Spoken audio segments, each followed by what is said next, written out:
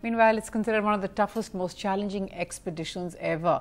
In just a few days, two young Indian women who've just learned to be pilots will try and circumnavigate the globe in a small, tiny aircraft. They'll attempt to cross the Atlantic and the Pacific, part of a 40,000-kilometer marathon where they can encounter anything. There can be weather, which no one can predict. There can be mechanical, machine issues, but through it all, they can rely on one thing that they have plenty of and which will perhaps make all the difference: their determination to succeed.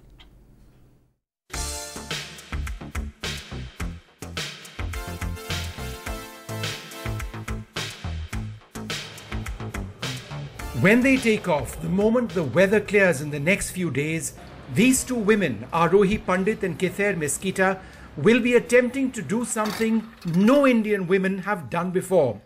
The two pilots, 22 and 23 years old, want to be the first women in the world to circumnavigate the globe in a tiny light sports aircraft.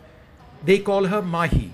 A Slovenian-built pipistrel sinus, Mahi has an 80 horsepower engine that's about as powerful as a Maruti Baleno and cruises at just 215 kilometers per hour.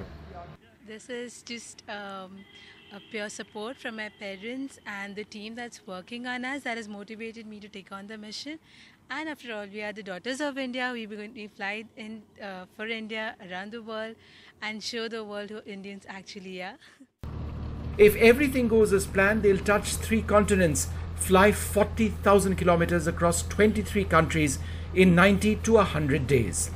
Keithair and Aarohi fly west, crossing into Pakistan before making the challenging crossing across the Atlantic into Canada, and then ultimately crossing the Bering Strait into Russia before flying south through China and then on to Myanmar and back into India.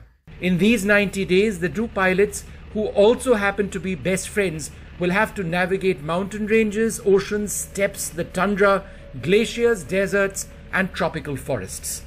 Well, they're still a little nervous, my friends and my family, but they are very supportive. My dad is like a biggest support for me. He always supports me in everything I do.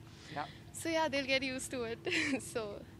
Supported each step of the way by a dedicated ground support team, the mission also has the blessings of the Ministry of Women and Child Development, which backs their message: empowerment for women, education for women, and inspiration for women to achieve. It's going to be an incredible expedition.